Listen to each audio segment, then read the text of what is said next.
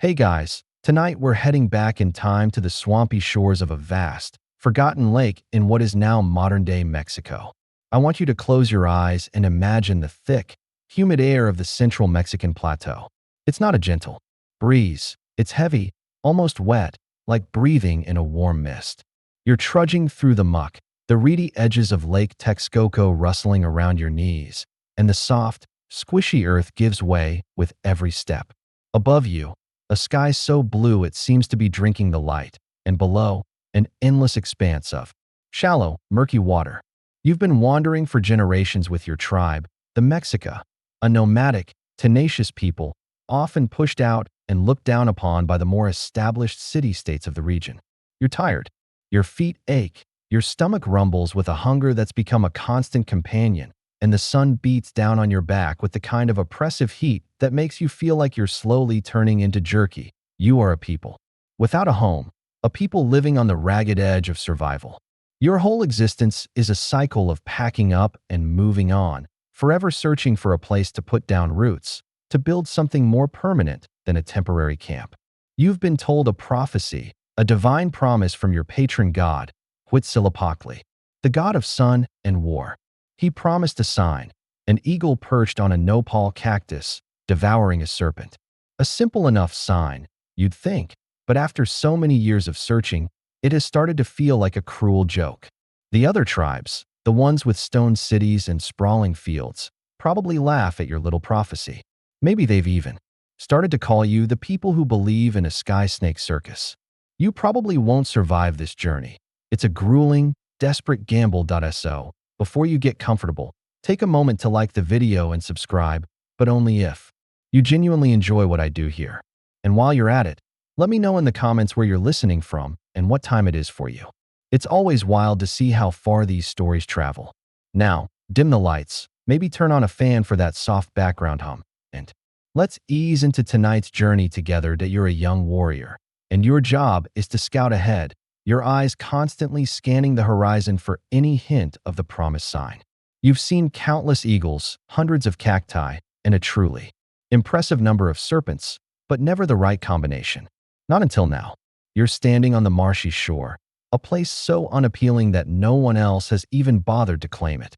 It's all mud and reeds, mosquitoes, and the kind of slimy, brackish water that just screams bad idea.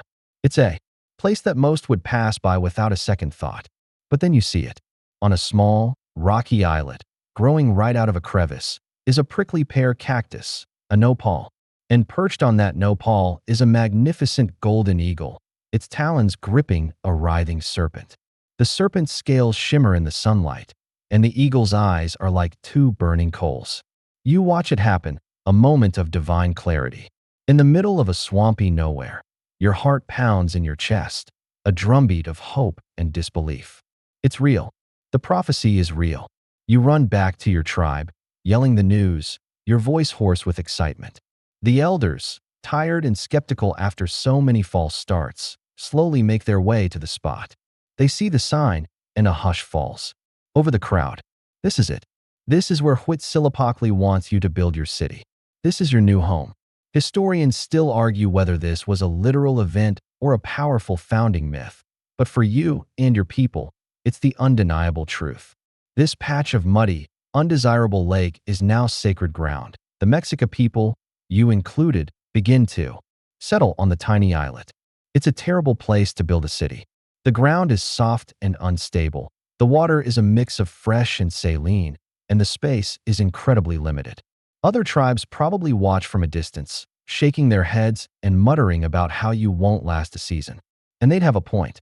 The first shelters are simple huts made of wattle and daub, erected on whatever solid ground you can find. The problem is, there isn't much solid ground. Every time you dig, you hit water. Every time you try to build a wall, it sinks into the mud. It's a logistical nightmare, but the Mexica are a stubborn people, and they are not about to abandon a God-given home. You're a people of innovation, born of necessity. You learn to drive long wooden piles into the lakebed to create a stable foundation. You gather reeds and rushes to weave together, creating platforms to build on.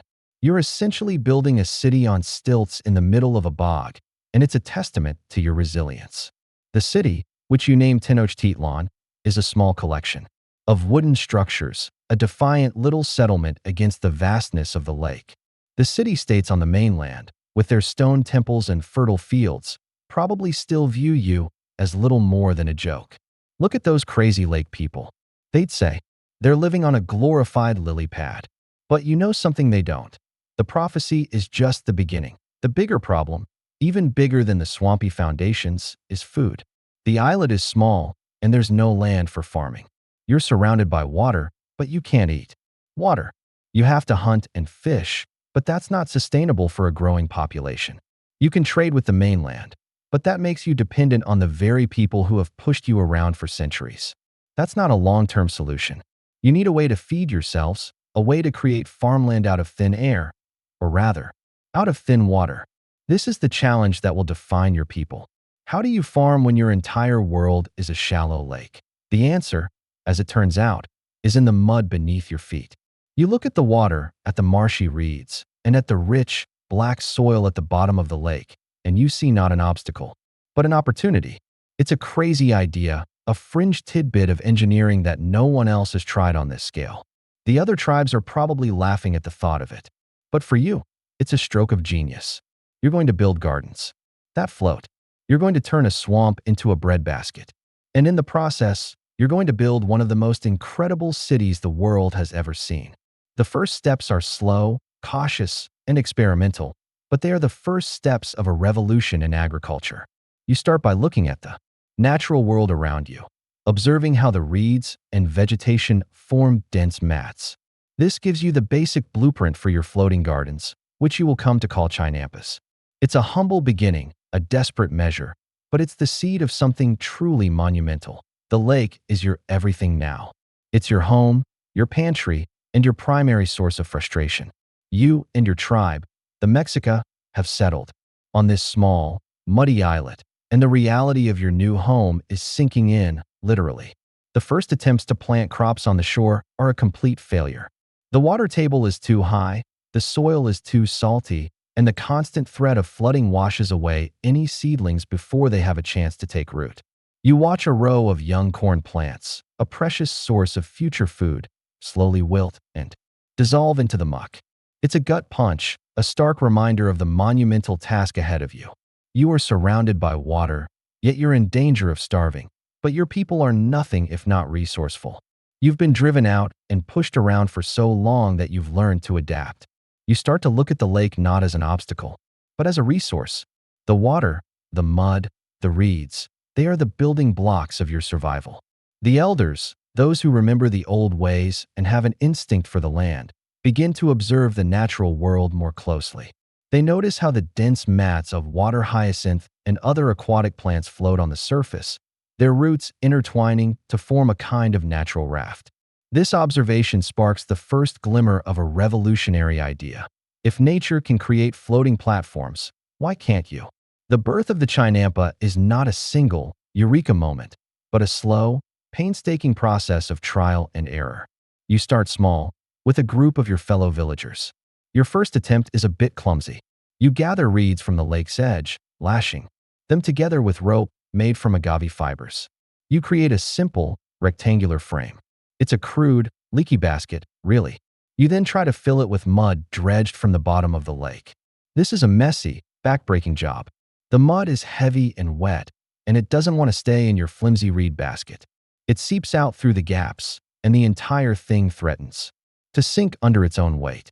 The first Chinampa is a total flop, and you have to laugh a little at the sheer absurdity of it all. I guess we'll just have to eat this mud pie. One of your friends quips, his face covered in the dark, slimy earth. But you learn from the failure. You realize you need a sturdier structure. You start to weave the reeds and sticks more tightly, creating a robust lattice. You learn to use stakes made from thicker branches, driving them deep into the lakebed to anchor your nascent garden. You don't just dredge mud from the bottom of the lake. You also add decaying vegetation, a kind of composting process that you intuitively discover. This mixture is lighter and richer in nutrients. The first successful Chinampa is born not from a plan, but from a series of adjustments and improvements. It's a rectangular plot, maybe 10 or 15 feet long, an island of man-made land just a few feet high, sitting in the shallow water. The work is communal. Everyone has a role to play. The men dredge the mud using long poles and baskets, pulling up the fertile silt from the lake bottom. The women and children gather reeds and weeds from the shores, weaving them into the frames. You are all a part of this collective effort, a testament to your shared determination to not just survive, but to thrive. Historians still argue whether the Mexica were the sole inventors of this technique or if they adapted it from other, earlier lake dwellers in the region. But what's undeniable is that they perfected it, and they did it on a scale that was unprecedented. The first crops planted on these new islands are a huge gamble. You plant corn, beans, and squash, the three sisters, as they're known, which grow together in a symbiotic relationship. The mud is so rich, so full of nutrients from years of sediment buildup, that the plants seem to explode out of the ground. The constant supply of water from the lake, which seeps up through the bottom of the Chinampa, means you don't have to worry about droughts. The shade from the taller corn stalks protects the squash, and the beans climb the corn, their roots, fixing nitrogen in the soil. It's a self-sustaining miracle. There's a subtle, almost secret beauty to this process. The water that surrounds the gardens is teeming with life. Fish, frogs, and ducks make their homes in the network of reeds and canals you've created. This creates a balanced ecosystem. The waste from these creatures helps fertilize the water, and the mud you dredge is full of a vibrant, living mix of organic matter. It's not just a field, it's a living, breathing part of the lake itself. A fringe tidbit you discover is that the mud you're dredging is so full of nutrients it's essentially an ancient compost pile. It's not just dirt, it's a biological gold mine, the accumulated organic material of 1,000 years of lake life. It's like you've hit the gardening jackpot, but with more mosquitoes. The success of these first few Chinampas is a turning point for Tenochtitlan. It proves that your settlement is not just a temporary camp, but a viable city. You begin to expand the operation, building more and more of these floating gardens. The process becomes more refined. You build the Chinampas in long, narrow rectangles, separated by canals. This design maximizes the edge effect, allowing more plants to access the rich water and sunlight. The canals become a network of highways, allowing you to move around your farm plots in a simple canoe. Rather than having to trudge through the mud, you are no longer a nomadic, desperate tribe. You are becoming a people of the lake, masters of your unique and challenging environment. The city is still small, still made of wood and mud, but it's growing. And this growth is fueled by the incredible bounty of the Chinampas. You can almost feel the scorn of the mainland city-states turning into a grudging respect. The people who live on a lily pad are now feeding themselves better than many of the established kingdoms. Your floating gardens are not just a solution to a problem, they are a declaration of independence. You are a community of farmers, a nation of gardeners, and the lake is your garden. You stand on the edge of your new world, a small, muddy islet, in the middle of a vast lake. This is Tenochtitlan, your prophesied home, and it's not what you'd call impressive. The air is thick with the scent of damp earth and the subtle, fishy smell of the lake. Your first dwellings are crude affairs, simple huts woven from reeds and sticks, with roofs of straw. They're functional, but far from permanent. The ground beneath your feet is not solid, but a composite of mud and matted vegetation, and you have to be careful where you step to avoid sinking in a little. The other tribes, the Tepanek and the Kalhua, who have established, stone-built cities on the mainland, must be having a good laugh at your expense. They live on terra firma, on solid ground. You live on a glorified sponge, but there's a quiet determination in your people. You're no longer a band of aimless wanderers. You are the people of the prophecy, and you're here to stay. Your arrival in this place is the culmination of a long, arduous journey, and the memory of the hardships you've faced fuels your resolve. You look out over the shimmering water of Lake Texcoco and see a challenge, not a defeat. The sun reflects off the surface, a blinding sheet of light, and you can just make out the shadowy shapes of those other, more established cities in the distance. They are the past. You are the future. The city itself is a testament to this nascent ambition. The first temple, a small, humble structure, is built on the highest point of the islet, a solid foundation painstakingly created by driving wooden piles deep into the lake bed. This is your ceremonial heart, the place where you honor Huitzilopochtli, the god who led you here. This is also where you hold your most important gatherings, your victories, and your solemn rituals. You know, a historical fact that's pretty wild is that the Mexica actually built their city in a brackish part of the lake. The water wasn't uniformly fresh, which made things even more complicated. The lake was a complex system of interconnected basins, some fresh, some salty, and you landed right in the salty-ish part. This meant even more ingenuity was required for agriculture and drinking water. The streets, if you can call them that, are narrow paths of packed mud and reeds, crisscrossing between the small huts. They are often submerged during the rainy season, turning the city into a patchwork of tiny islands connected by walkways. It's not exactly a bustling metropolis. The only form of transport is the canoe, and you learn to navigate the shallow waters with an ease that comes from necessity. The air is alive with the hum of insects and the calls of waterfowl. You are not just living near the water, you are living in it. It's a sensory experience, a constant reminder of the environment you are trying to master. You spend your days fishing, hunting waterfowl, and gathering reeds. But this is not enough. The prophecy promised a city, a great empire, not a fishing village. The real work, the work that will define your future, is just beginning. You and your fellow villagers begin to look at the lake with a different kind of focus. You see the mud not as an obstacle, but as a resource. You see the reeds not as a nuisance, but as a building material. You are starting to see the world like a gardener, a constructor, a city builder.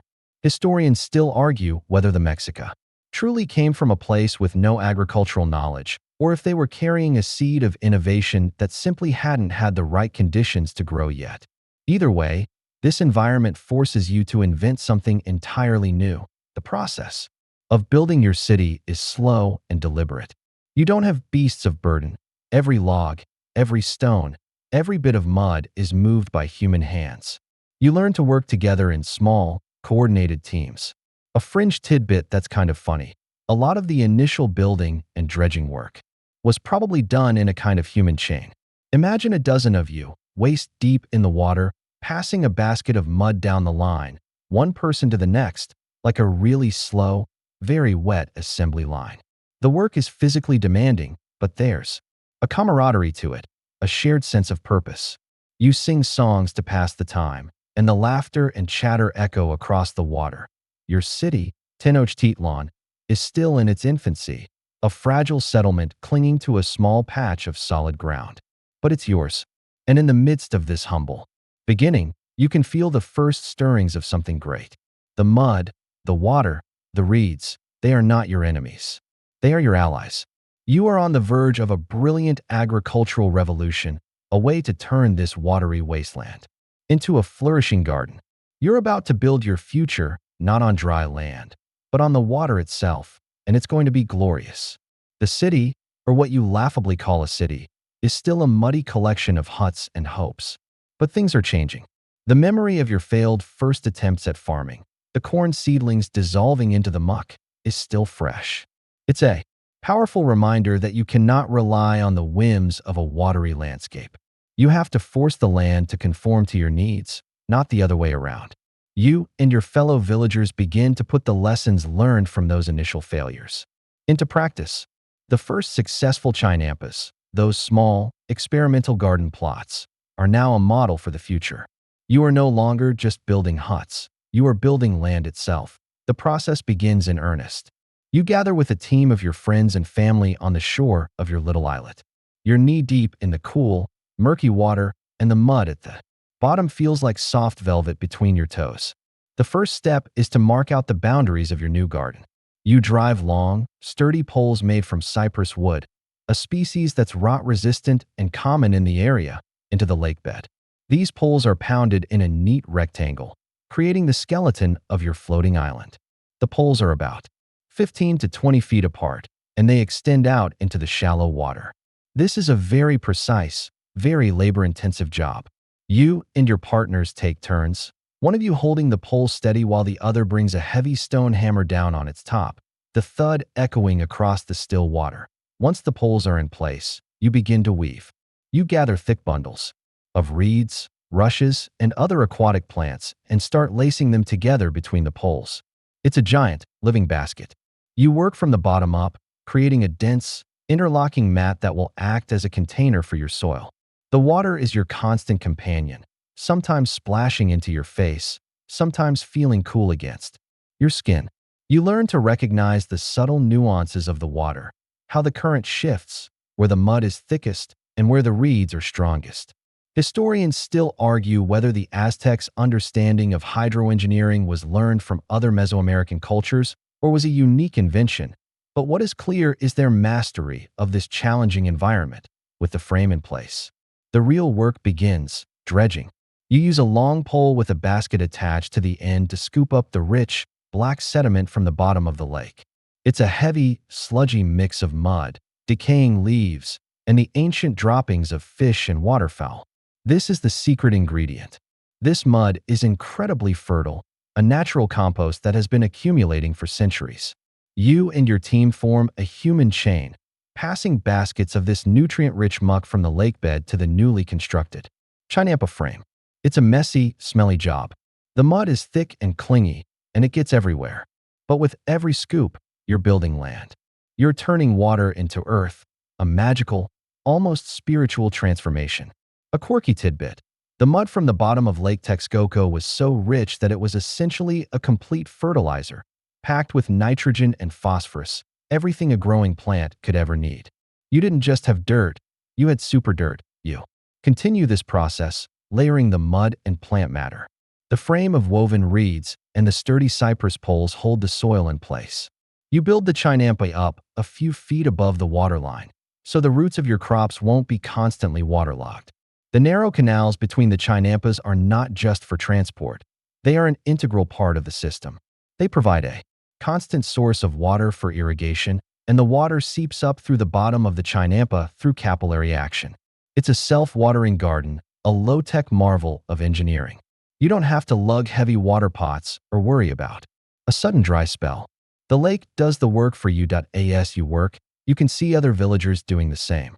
All around your tiny islet, the shallow waters are filling up with these long, rectangular plots. The once empty lake is now a patchwork of green and brown, a mosaic of new land. The city is growing not just outwards, but upwards, a defiant settlement, slowly rising from the water. You can almost feel the scorn of the mainland tribes turning to curiosity and maybe even a little bit of envy. The people who live on a lily pad are building an empire, one mud-filled basket at a time. This is not just a farm, it's a foundation.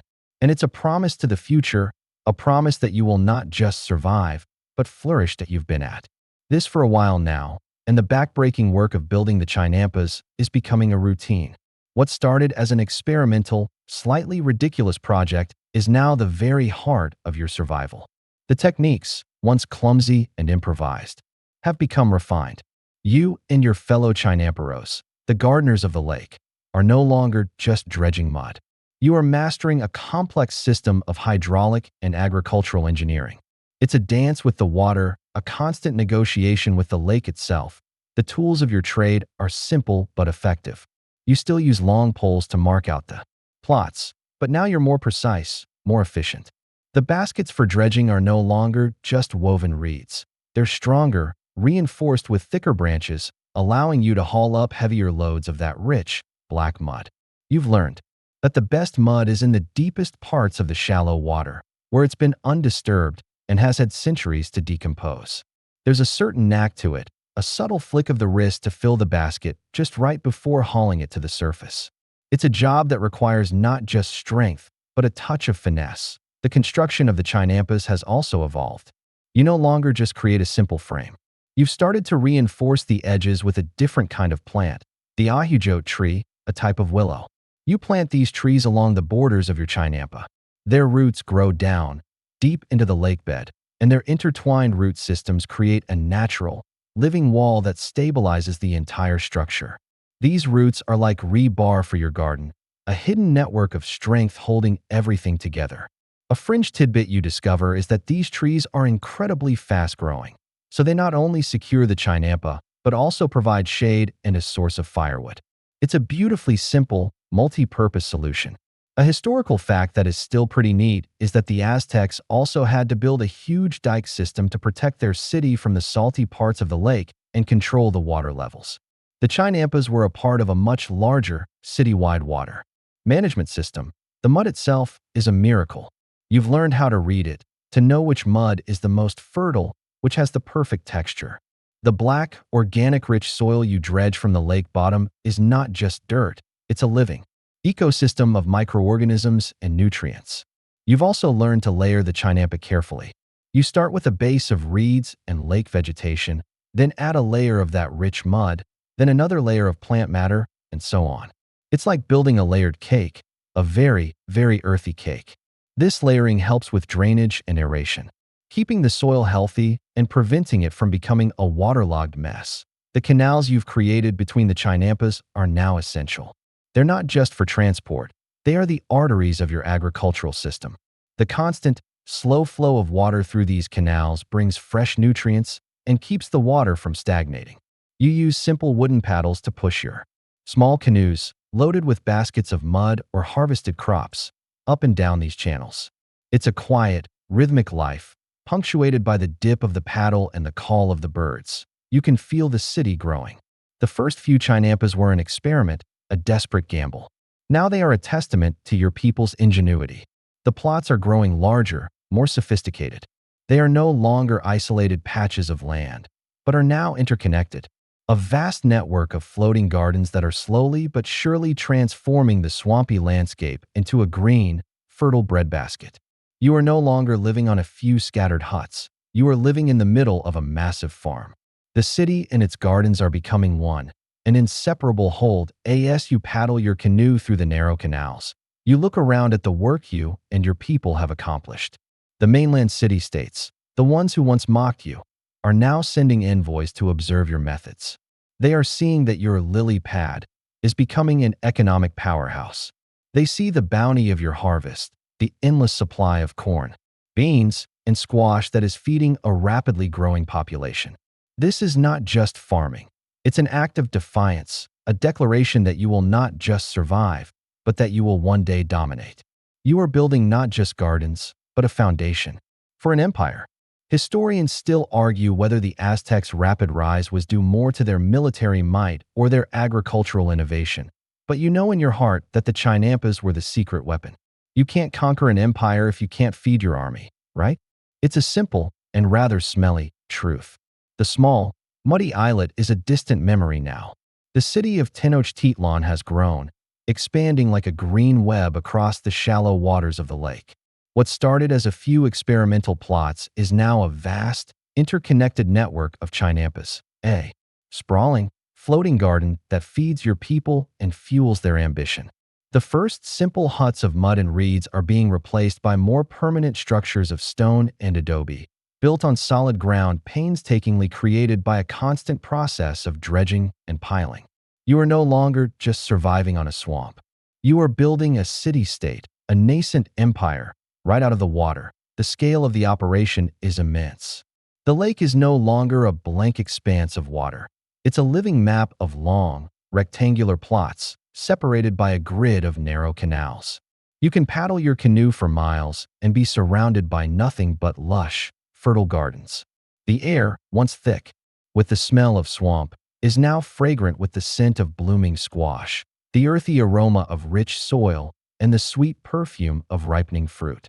The city is growing in every direction, and the Chinampas are growing with it, an inseparable part of the urban fabric. The process of building has become more efficient, more refined. You've learned to work in larger, more coordinated teams, with different groups specializing in different tasks. One team dredges the mud, another weaves the reed frames, and a third meticulously layers the soil and vegetation. This division of labor allows you to build new Chinampas at an incredible pace, keeping up with the demands of a rapidly growing population. A historical fact that is still pretty mind-blowing is that the Chinampa system eventually covered an area of over 9,000 hectares. That's more than 22,000 acres, all built by hand. Imagine that, a landmass larger than many modern cities, created by people using little more than muscle and ingenuity. It's an insane scale. The canals that separate the Chinampas are no longer just for travel. They are now an integral part of your city's infrastructure. They are the streets and highways of Tenochtitlan, bustling with canoes carrying goods, people, and, most importantly, food.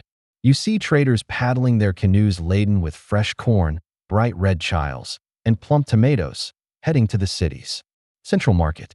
You see young children learning to paddle in the calm waters, their laughter echoing off the dense rows of crops. It's a city of water, and everyone is a sailor in some form or another. This unique form of urban planning is a quirky tidbit that sets Tenochtitlan apart from any other city of its time. Where other cities built roads, you built canals. But this growth comes with its own set of challenges. The lake's water levels are not constant. During the rainy season, the water can rise, threatening to submerge your precious gardens. During the dry season, it can recede, making the canals too shallow for your canoes.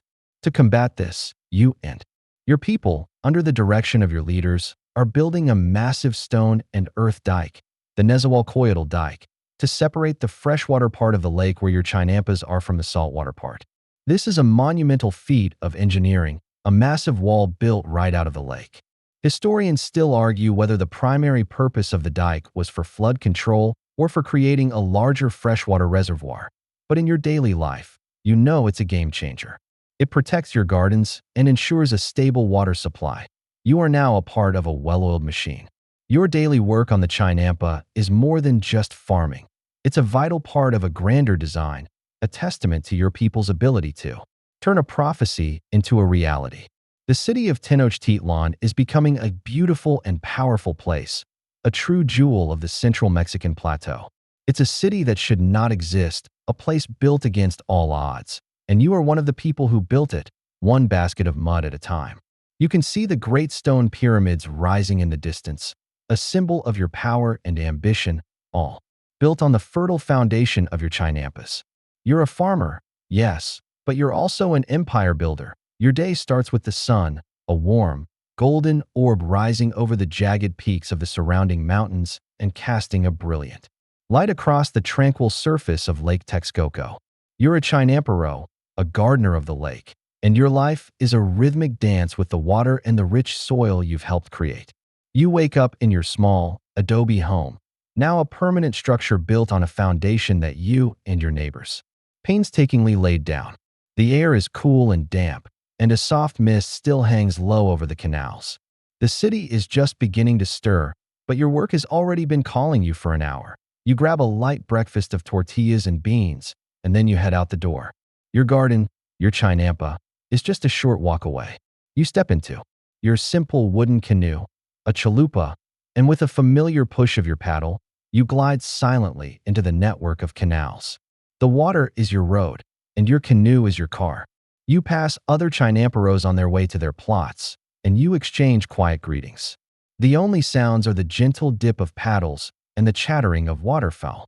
It's a peaceful, almost meditative start to the day. You probably won't get a traffic jam here, unless a particularly lazy duck decides to block your path. You arrive at your plot, a long, rectangular island of green, bordered by the living fences of ahujote trees. It's a riot of life. The tall stalks of corn reach for the sky, their green leaves rustling in the morning breeze. The broad leaves of the squash plants spread out over the ground, protecting the soil from the sun. The bean vines climb up the corn stalks, a symbiotic trio that you've come to understand and cherish. Your Chinampa is a complete ecosystem, a small world of its own. Your first task of the day is to check the water levels in the canals. You know that the Chinampa is self-watering, but a good Chinamparo is always vigilant. The water should be seeping up through the bottom of the plot, keeping the soil perfectly moist without being waterlogged. You use a long stick to poke at the soil, checking its consistency. It's firm, dark, and damp, just the way it should be. You then move on to weeding, a constant, necessary evil. Weeds are the enemy, stealing precious nutrients and water from your crops. You pull them by hand, your fingers getting stained with the rich, black soil.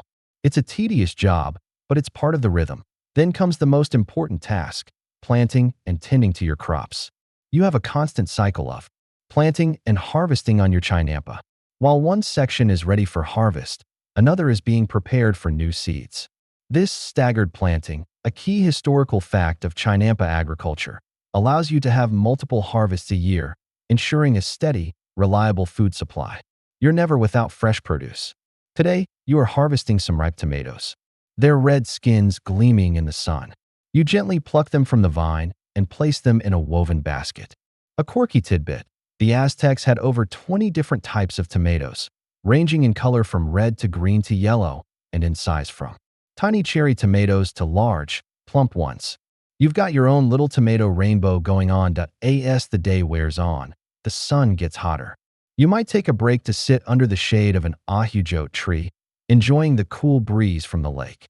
You'll have a simple lunch, maybe some corn cakes and a bit of dried fish from the lake. You watch the city in the distance. It's great. Pyramids and temples now a prominent feature on the horizon. Historians still argue whether the Aztec government exerted direct control over the daily work of the Chinamperos or if the system was more community-driven. But from your perspective, it feels like a collective effort. You work for your family and your community, and the bounty you produce is a shared success. In the afternoon, you might be dredging. This is the hardest part of the job, but it's essential for the long-term health of your Chinampa. You use your long pole and basket to scoop up the nutrient-rich mud from the bottom of the canal. The mud is heavy and thick, and your muscles ache with the effort. But you know this is the secret to your success. This constant replenishing of the soil is what makes the Chinampa so incredibly fertile, so much more productive than dryland farming. You are not just farming, you are creating the very foundation of your city's food security. You are an engineer of the land, and a very tired one at that. As the sun begins to set, casting long shadows over the water, you pack up your tools and your harvest. You paddle back to your home, your canoe filled with the day's bounty. You're tired, your back aches, and your hands are calloused. But there's a deep satisfaction in the work. You are a part of something big, something that is feeding an entire city and building an empire, one basket of mud and one precious harvest at a time. The bounty from your Chinampa is more than just a meal. It's a testament to the ingenuity of your people.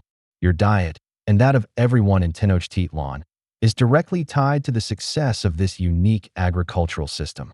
The days of hunting and gathering for survival are long gone. Now, your pantry is filled with a rich and varied array of foods, all grown in the fertile mud of the lake. The staple of your diet is, of course, maize or corn. You can't have a meal without it. It's the foundation of almost every dish, from the tortillas you eat for breakfast to the tamales you might enjoy on a special occasion. Your Chinampa produces a staggering amount of corn, thanks to the constant planting and the incredibly fertile soil. But it's not just corn. The Chinampa is a veritable cornucopia of crops. You grow a variety of squashes, from the large, sprawling gourds that can be roasted and eaten to the smaller varieties that are used in stews. You also grow beans, which climb the corn stalks in a clever, symbiotic dance. The combination of corn and beans provides a complete protein, a vital source of nutrition that keeps your people strong and healthy. This triad of maize, beans, and squash is the Three Sisters, a well-known historical fact of Mesoamerican agriculture that the Aztecs elevated to an art form. It's a natural, sustainable way to farm that replenishes the soil as it produces food. The diversity of crops doesn't stop there. You paddle your canoe past plots of chili peppers, their bright red and green pods a vibrant splash of color against the deep green leaves. Chili is a crucial part of the Aztec diet, used to flavor everything from simple stews to complex sauces. There are also plots of tomatoes, both the familiar red ones and the smaller, green tomatillos that are the basis for many of your sauces. You might even have a small patch of amaranth, a grain that's packed with protein and was considered a superfood. A quirky tidbit: amaranth was so important to the Aztecs that it was used in religious ceremonies, but after the Spanish conquest, it was banned for a time because of its association with pagan rituals. The proximity of the Chinampas to the city means that your produce is always fresh. There's no long journey from a distant farm to the market. You simply paddle a short distance and trade your harvest for other goods. This local, direct-to-market system is incredibly efficient. You trade your corn for a finely woven blanket, or your tomatoes for a new tool. The canals are the arteries of commerce, and the Chinampas are the beating heart. The market in Tenochtitlan, a bustling, chaotic place called Tlatelolco, is a sensory overload of sights, sounds, and smells, all fueled by the incredible bounty of the Chinampas. You can get anything you want there, from exotic fruits to colorful textiles, and it's all thanks to the land you've built out of the water. This abundance of food is a stark contrast to the nomadic life your ancestors led. It's a source of great pride. You are no longer living on the edge of starvation. Your people are well-fed, and a well-fed population is a strong one. This agricultural innovation is a huge factor in the rise of the Aztec Empire. You can't have a powerful army or build massive stone pyramids if your people are weak and hungry. The Chinampas provide the energy, the raw fuel, for an entire civilization. Historians still argue about the exact population of Tenochtitlan at its peak, but most agree it was somewhere between 200,000 and 400,000 people. Feeding a city of that size, without modern technology, is an astounding achievement, and it was all done on these floating gardens. You look at your hands, calloused and stained with the mud of the lake, and you feel a sense of accomplishment. You are not just a farmer. You are a part of a system, a beautiful, complex machine that is feeding an empire. Your daily routine of planting, weeding, and harvesting is the engine that drives the entire civilization. The corn you plant today will be the fuel for a warrior tomorrow, and the squash you harvest will be the food for a family. You are a cornerstone of Tenochtitlan, a living, breathing part of the revolution you helped create. It's a satisfying, if sometimes exhausting, job. The tools of your trade are not found in a grand workshop or forged by master artisans in a city forge. They are simple, practical, and a testament to the ingenuity of your people. You paddle your chalupa to your Chinampa, a small basket filled with the implements you'll need for the day's work. Your most essential tool is not a complex machine, but a simple digging stick, or COA. It's a sturdy piece of wood, often with a sharpened, flattened end. You use it to poke holes in the soft, rich soil of your Chinampa, making perfect little divots for planting seeds. It's an ancient tool, but in your hands, it is the key to creating new life. It's like a combination of a plow and a shovel, but much more personal and connected to the earth for weeding and general soil maintenance. You have a smaller, handheld version of the COA, a kind of mini hoe that allows you to get in close to the plants without damaging their roots. This is crucial for keeping your crops healthy and free from competition. A historical fact that is often overlooked is that the Aztec farming tools, though simple, were incredibly effective for the Chinampa system. The soft, rich mud of the gardens didn't require heavy plows or draft animals. The hand tools were perfect for the job, allowing for precision and careful cultivation. But the most iconic tool of the Chinampa is the dredging basket. You have several of them, each a little different in size and shape. They are simple woven baskets, usually made of reeds or agave fibers, and they are your most important tool for maintaining the fertility of your garden. You use a long pole, with a basket attached to the end to scoop up the black, nutrient-rich mud from the bottom of the canal. The mud is heavy, and the work is hard, but you know that every basketful you add to your Chinampa is a deposit in your bank of future harvests. A quirky tidbit about this process is that the Aztecs also used these baskets to scoop up lake plants and weeds, which they would then compost directly on the Chinampa, creating a closed-loop system of fertility. Nothing was wasted, everything was a resource. Your canoe, or chalupa, is also an essential tool. It's a simple, flat-bottomed boat, perfect for navigating the shallow canals. It's your work truck, your personal transportation, and your family's lifeline. You use it to transport seeds, tools, and, most importantly, the harvest. You paddle it with a simple wooden or a rhythmic motion that you've mastered over years. It's a quiet, peaceful way to get around, a far cry from the bustling, noisy streets of a city built on dry land. The canals are the roads, and your canoe is your freedom. Historians still argue about the exact number of canoes in Tenochtitlan at its peak, but most agree it was in the tens of thousands, a massive fleet of small boats that kept the city running. The life of a Chinampa is a physical one. Your hands are calloused, your back is strong, and your arms are used to the heavy work of paddling and dredging. But there's also a deep knowledge that comes with the work, a kind of intuitive understanding of the land and the water. You know when to plant, when to harvest, and when the water level is just right. This knowledge is passed down from generation to generation, a living tradition that is the secret to your success. You are not just a laborer, you are a scientist, an engineer, and a master of your unique environment. You've learned to read the sky for rain, the feel of the soil for its moisture, and the color of the water for its health. As you finish your work for the day, you look at your simple tools. They are not grand or beautiful, but they are powerful. They are the instruments that have turned a muddy swamp into a fertile garden, a collection of huts into a powerful city, and a nomadic tribe into an empire. They are the humble keys to an incredible civilization, and you hold one of them in your hands. Your Chinampa is more than just a farm.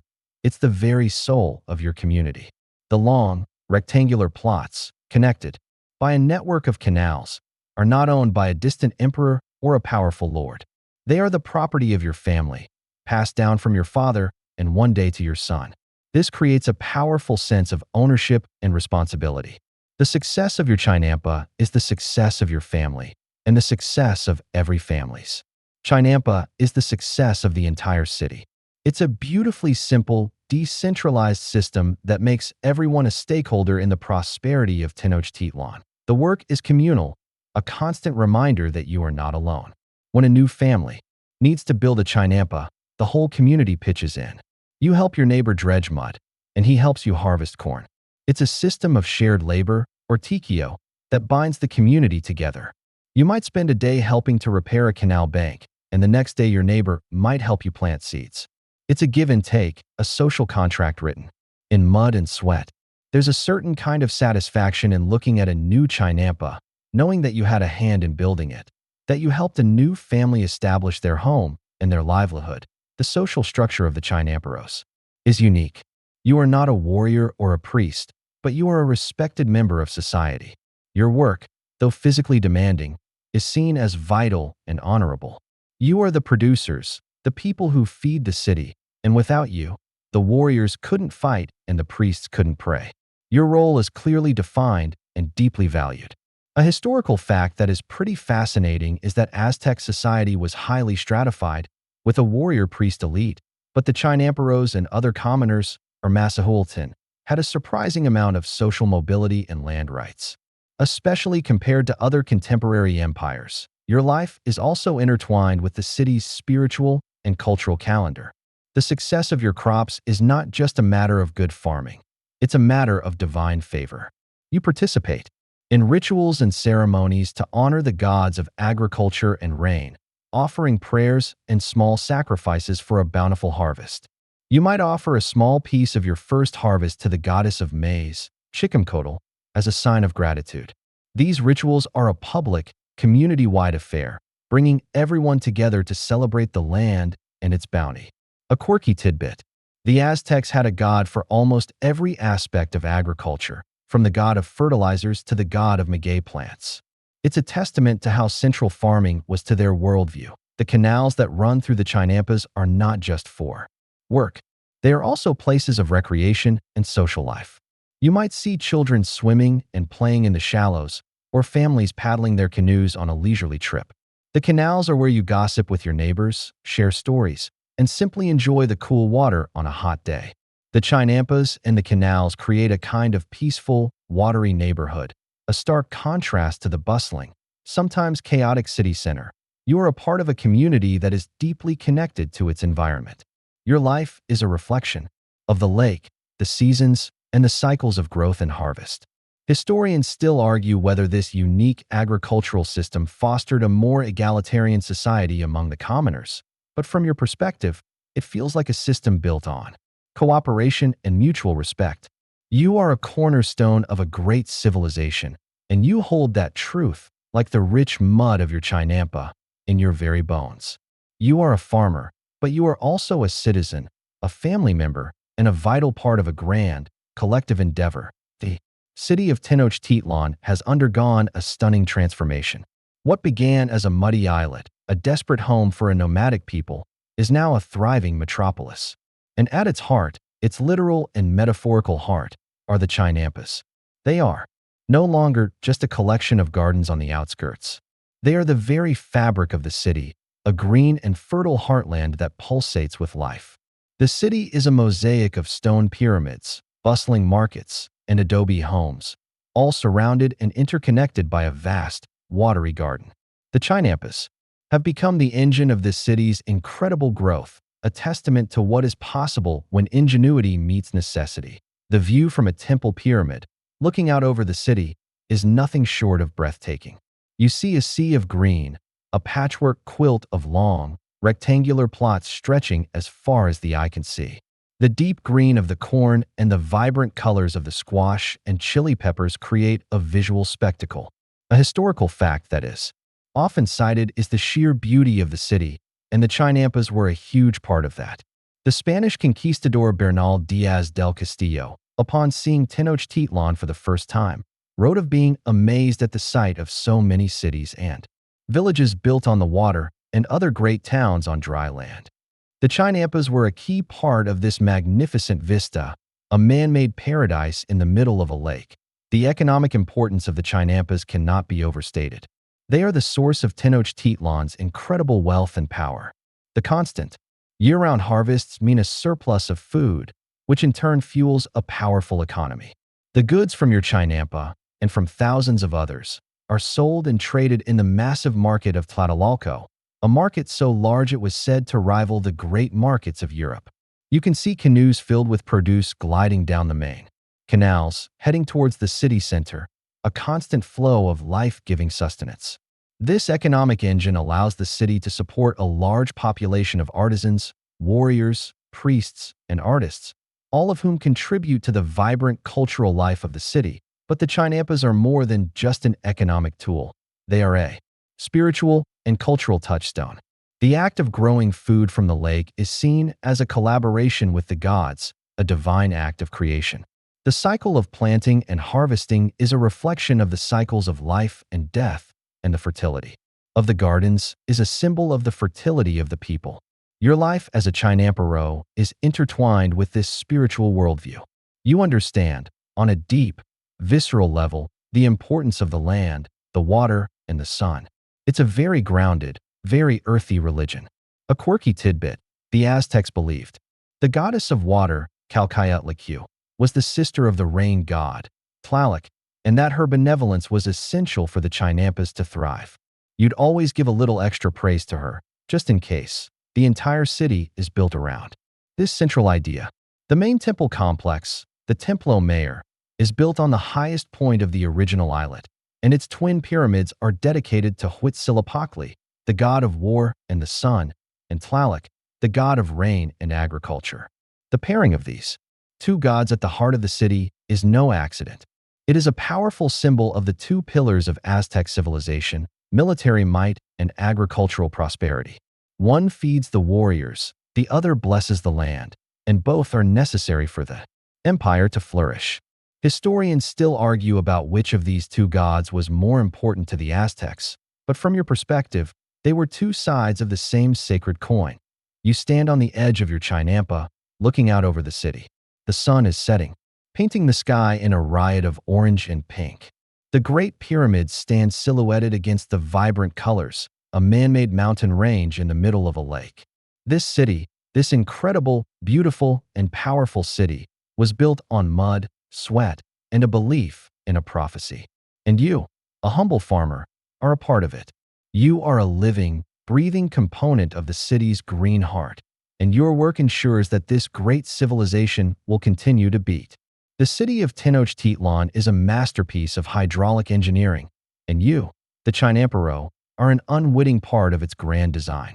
The long, narrow Chinampas are not just isolated plots of land. They are part of a vast, interconnected system of canals, dams, and aqueducts that keep the city running. This intricate network is what allows your city to not only survive, but to thrive in the middle of a lake. Without it, the city would be a waterlogged mess, and your Chinampas would be little more than muddy puddles. The canals are the lifelines of Tenochtitlan. They are the streets, the highways, the water mains, and the irrigation channels all rolled into one. You paddle your chalupa through the main thoroughfares, which are wide enough for two canoes to pass, and then turn into the smaller, more private channels that lead to your Chinampa. The canals are meticulously maintained. You and your fellow villagers are constantly dredging them, pulling up the rich mud that is then used to fertilize your gardens. This constant dredging keeps the channels deep enough for your canoes and provides the endless supply of soil that makes your Chinampas so productive. It's a cyclical system, a perfect example of a closed-loop economy where the waste of one process, silt in the canals, is the resource for another, fertile soil for your gardens. The larger canals are also vital for transporting goods. You see canoes piled high with everything from stone for the new temples to firewood for the city's hearths. The canals are bustling with activity, a constant hum of commerce and life. This reliance on water transport is a quirky tidbit that sets Tenochtitlan apart from almost every other major city of its time. While other cities were building roads for carts and donkeys, you were building canals for canoes. And in a way, it was far more efficient. A single canoe could carry a heavy load of goods with far less effort than a person carrying it on their back, which was the norm for land-based transport. You'd probably get a chuckle out of the idea of a traffic jam being caused by a particularly slow-moving log point. One of the most impressive feats of engineering in the city is the two aqueducts that bring fresh, clean drinking water from the springs. On the mainland, these aqueducts, built by your people with incredible ingenuity, are a marvel. They are not just simple stone channels. They are two parallel pipes, so that one can be cleaned while the other is in use. This ensures a constant, uninterrupted supply of fresh water to the city. A historical fact that is often overlooked is that the Aztecs had a public water system that was far more advanced than most European cities of the same era. While the people of Paris or London were drinking contaminated river water, you and your fellow citizens had access to fresh, clean spring water. The canals that run between your Chinampas also serve an important ecological function. They act as a natural irrigation system, with the water seeping up through the soil through capillary action. This means you don't have to worry about watering your crops. The lake does it for you. This makes your Chinampa incredibly resilient to droughts. While the farmers on the mainland might worry about a dry spell, you know your crops will be safe. This constant access to water is the secret to your year-round harvests and the incredible productivity of your system. Historians still argue about the exact water management techniques used by the Aztecs, but it is clear that they had a deep, practical understanding of hydrology. You stand on the bank of a canal, watching a group of your neighbors repair a small break in the reed and mud wall of their Chinampa. It's a cooperative effort, and you know that if your Chinampa were to need a repair, they would be there to help you. The canals and the Chinampas are not just physical structures. They are the social and economic glue that holds your community together. They are the veins and arteries of your city, and you are a part of the lifeblood that flows through them. The Chinampas are not just an agricultural wonder. They are a marvel of ecological engineering, a perfectly balanced ecosystem that you and your people have created in the middle of a lake. Your garden is a living, breathing part of the natural world, and your work as a Chinamparo is a constant collaboration with it. It's a system of beautiful complexity, a testament to the idea that humans can live in harmony with their environment, rather than just dominate it. The most striking aspect of this ecosystem is the symbiosis between the land and the water. The canals that separate your Chinampas are teeming with life. You see fish, frogs, and snakes, all of which are a part of the food chain that supports your gardens. The fish, in particular, are a vital component. Their droppings enrich the water with nutrients, which are then absorbed by the roots of your crops. It's a natural fertilization system, a constant supply of organic matter being pumped right into your garden. A historical fact that is pretty remarkable is that the Aztecs also farmed these fish. They would build small, enclosed areas in the canals to raise fish, which provided an additional source of protein for their diet. It was a perfectly integrated system. The fish fed the plants, and the plants fed the people who ate the fish. The ahujote trees that you've planted along the edges of your Chinampa are also an integral part of this ecosystem. Their roots not only stabilize the soil, but also provide a habitat for various birds and insects. These birds and insects, in turn, help control pests on your crops. You might see a small flock of birds swooping down to eat the bugs that would otherwise feast on your corn. It's a natural pest control system, a fringe tidbit of ecological knowledge that you've learned through years of observation. You've also learned which plants attract beneficial insects and which repel harmful ones, creating a kind of living, breathing fortress for your crops. The canals themselves are not just for transport and irrigation. They are also a natural filtration system. The dense aquatic vegetation that grows in them helps to purify the water, removing pollutants and keeping the water clean and healthy. This natural process ensures that the water that seeps into your Chinampa is fresh and safe for your crops. It's a system that cleans itself, a self-maintaining marvel of nature and human intervention. Historians still argue whether the Aztecs had a conscious understanding of these ecological processes or if it was an intuitive, generational knowledge passed down through observation. But for you, it's just the way things are. It's the rhythm of the land and the water. This harmonious relationship with the environment is a source of great pride for your people. You are not just a group of farmers. You are the stewards of a fragile and beautiful ecosystem. Your work as a Chinamparo is a daily act of collaboration with the natural world, a constant negotiation with the forces of water, soil, and sun. You learn to read the signs of the seasons, the health of the water, and the needs of your plants. It's a deep, personal connection, a bond that is forged in the mud and the water. You stand on the edge of your Chinampa, the sun warming your face, and you feel a sense of peace. You look out over the vast, green tapestry of your city, and you know that this world, this incredible, beautiful world, was built on a simple premise, that humans and nature can work together. You are a part of a grand experiment, a living, breathing example of a civilization that found a way to not just survive in a challenging environment, but to turn that challenge into its greatest strength. You've created a paradise, and you are a part of it. The sun has risen and set over the green heart of Tenochtitlan countless times, and for generations, your life has been a peaceful, rhythmic cycle of planting, harvesting, and dredging. But change is coming, and it's not a change you can see in the changing of the seasons or the flow of the water. It's a change that is arriving from a world you never knew existed, carried on a ship across a vast ocean. The whispers start as rumors, strange tales of men with white skin and beards, riding on giant beasts and wearing shining armor. They are unbelievable stories, tales you would dismiss as the wild imaginings of a traveler who has had too much. Pulque. But the rumors grow louder, more persistent, and eventually, the unthinkable happens. They arrive. You hear the news in the market. The foreigners, the conquistadores, have arrived in the city. The entire city is in a state of shock and confusion. The arrival is a complete rupture with everything you know. Their gods are different. Their language is a cacophony of strange sounds, and their technology is something out of a fever dream. You hear stories of their weapons, of strange sticks that spit fire, and of swords that can cut through stone. It's a terrifying, bewildering time. Initially, your life as a Chinamparo continues. The invaders are focused on the city's center, on the palaces and the temples, and for a time, your world of mud and corn feels far removed from the unfolding chaos. But the Chinampas are too vital to the city to be ignored for long. They are the breadbasket of Tenochtitlan, and without them, the city would fall. A historical fact that is often glossed over is how reliant the Spanish were on the Aztec food supply during the initial phases of the conquest. They didn't know how to farm on a lake, and they needed your food to survive. But as the conflict deepens and the city is besieged, your life is turned upside down.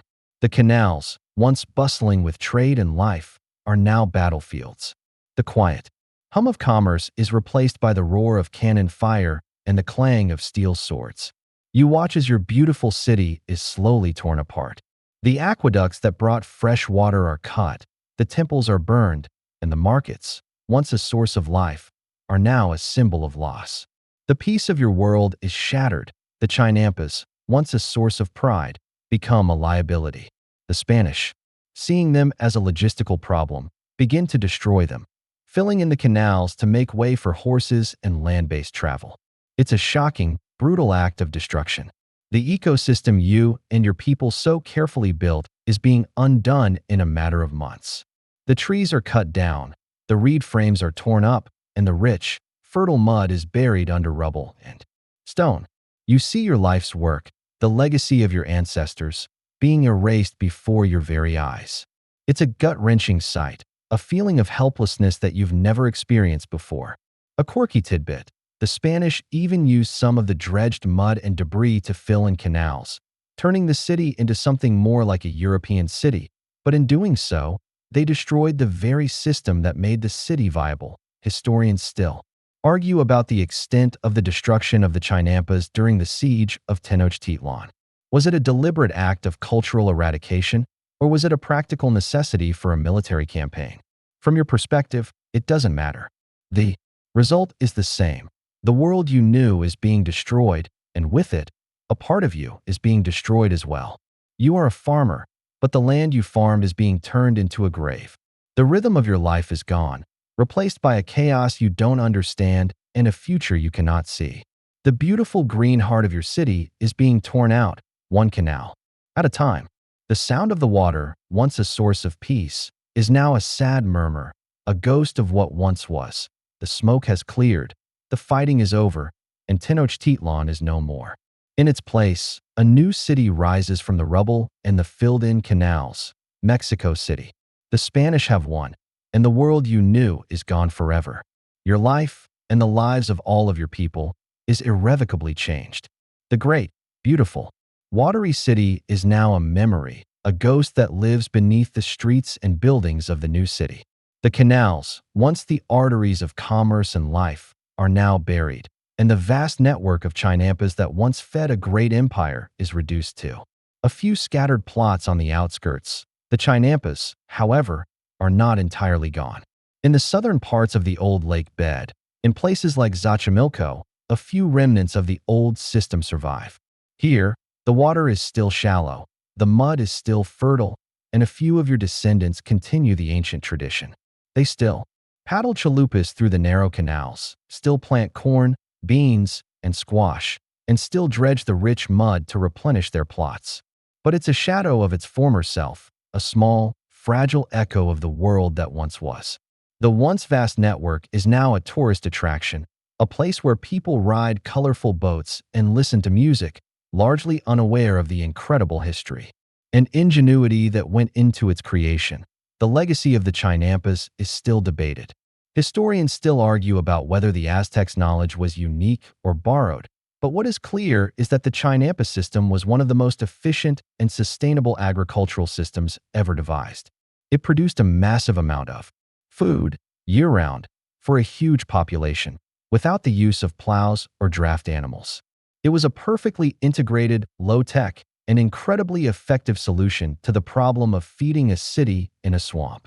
It was a marvel of ecological engineering, a system that worked in harmony with its environment rather than against it. A historical fact that is still pretty incredible is that modern scientists and environmentalists are now studying the ancient Chinampa system as a model for sustainable urban farming. It seems that the old ways, the ways of your people, might hold the key to the future. The decline of the Chinampas was not just due to the Spanish conquest. Over the centuries, as Mexico City grew, the lake was slowly drained to prevent flooding. The city, built on the soft mud of the old lake bed, began to sink.